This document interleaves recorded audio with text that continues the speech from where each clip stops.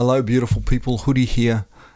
Today I have been going down a rabbit hole online of these so-called fake online guitarists or fake influencer guitarists. And I'm not playing anything today because I just thought I would take a moment to share what I've learned. It's really quite fascinating, right? So there's this concept of these fake influencer guitarists, and it seems to come down to five things, right? These guitarists have either completely mimed their performances, so they're not actually playing anything, it's just mimed over a backing track. There's some that have sped up slower performances, right? So they're trying to make it look more impressive, so they play it slow and then they use video editing to speed it up and make it look much more impressive.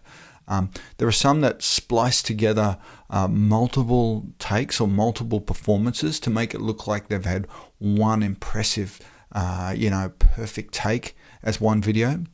But where it starts to get a bit sort of scary is there's some that have actually stolen other people's work, so and performed it as if it is their own creation without any sort of reference to the original guitar player. And where this is happening is that people that have millions of followers stealing work from somebody that might only have 400 or 500 followers or 30 views, and then note for note copying that work, performing it as if it is their own, but also then selling that work or selling transcriptions of that work online to their followers, again, as if it is their own work with no reference to the original artist that created or wrote that music.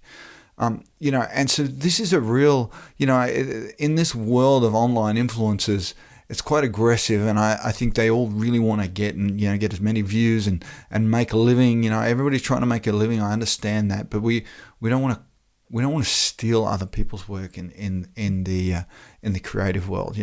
Some people might even say that me making this video about other videos is in a way stealing the idea of their videos, but this is really just me putting my take on the whole situation and what it means. So I just wanted to create this little video.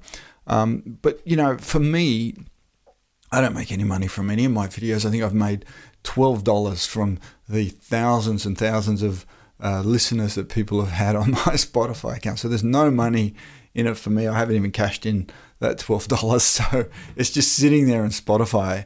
So I don't do this. I don't do this for money. I do this because I just love music. I love playing guitar. And as of a few years ago, I've just been on this quest I see a musician as a valued artistic resource, right?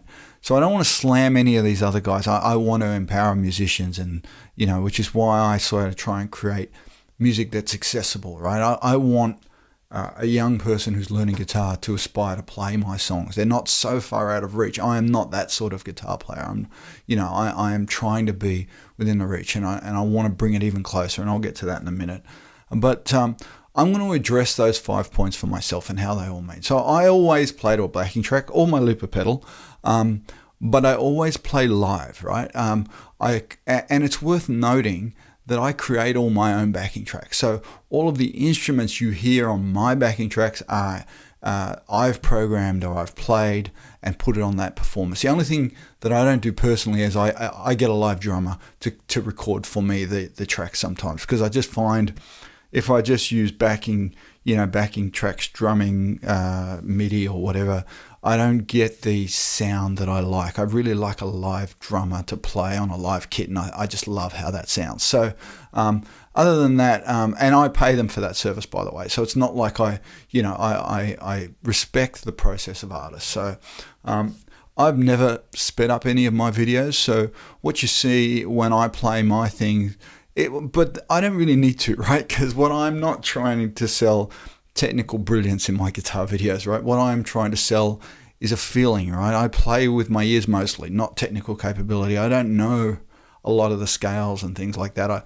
I play the note that is going to sound good after the note I just played. I'm literally just reaching for the notes, and I know them pretty well now. So I've been playing for a very long time. So, I can do that. So the third one is I never splice my videos. I do them all in one take. Now, I might do 4 run-throughs to get one good take, but I don't take bits and pieces from multiple takes to create my videos. Look, I just don't have the time, and I don't have the video editing skills to be able to do it. Sometimes you'll hear mistakes in my playing. It's because I'm not trying to get it perfect, but I'm trying to get the best take out of the 3 takes that I've taken, and I might accept a small error. I figure that's what would happen on stage anyway, right? So I'm okay with small errors that maybe most people wouldn't notice, but me knowing every single note on that performance, I notice. But you know, sometimes that's okay, right?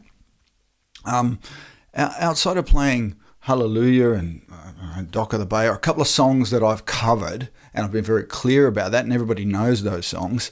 Just about everything I play is of my own work, right? So, or it's an improvisation that I've made over a given chord structure that people might recognize or that I've called out. So everything I do is my own work.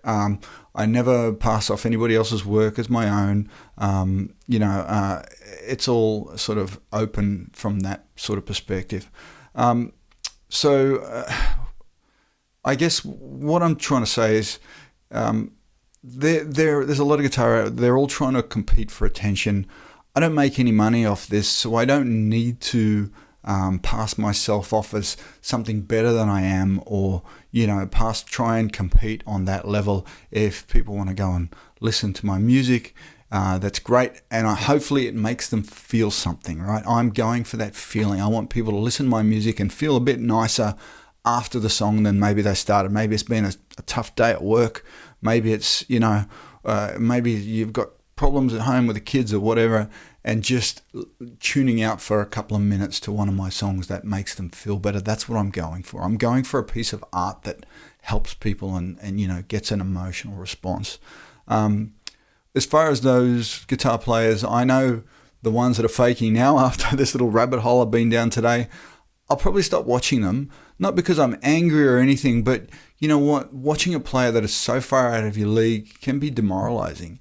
And if I know they're faking anyway, why would I even bother putting myself through that? So I know who they are, and I'll stop watching them, but not for spite. It's just I want to learn from reality. I want to learn from real musicians and their takes on things, not people who have just copied, right? I've spent a long time trying to develop my sound and what's my sound.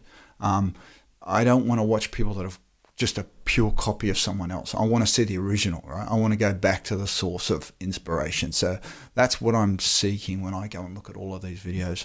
But before I go, I just want to say thank you. Thank you to everybody that has listened to my videos, that comments, that says nice things, and been watching me or supporting me for some time. I know this is just talk today, but it's an opinion piece, and I just thought that I would respond to this. I do sometimes. I'll be completely honest with you. I get concerned that people will think that I'm miming, and I'll tell you why. It's because when I record my videos here, I'm recording 3 different things, right? I'm recording a video that you're seeing up here.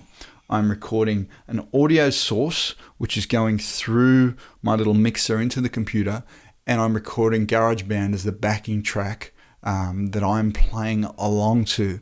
And what can happen is when that all goes into the computer, those 3 sources don't always line up. So I'm in the editing trying to get the audio and the video to match, and sometimes it just doesn't quite. And I have changed. There is 1,000 settings in this. I've worked with ChatGPT to try and help me fix this issue, but I'm often trying to nudge the audio just so it aligns with the video, and I don't always get it right. And sometimes I think, man, I'm concerned somebody will say that he's miming or something like that. There's been 1 or 2 videos where I've just had to go, that's as close as I can get it. I just can't quite get this to line up. But I can assure you, I do all my takes. I play all the guitar, and I do it because I just love sharing, these creations of these songs with you all. I guess I'm a songwriter first, rather than a guitarist, which is why I don't do all the flashy stuff. But I like to make songs that, guitar songs that make you all feel something, and hopefully you're getting something out of my performances. Thank you again. And wow, what a little rabbit hole I've been down today on these videos, but it's been fun. Anyway, till next time, I'll play some more good stuff for you soon.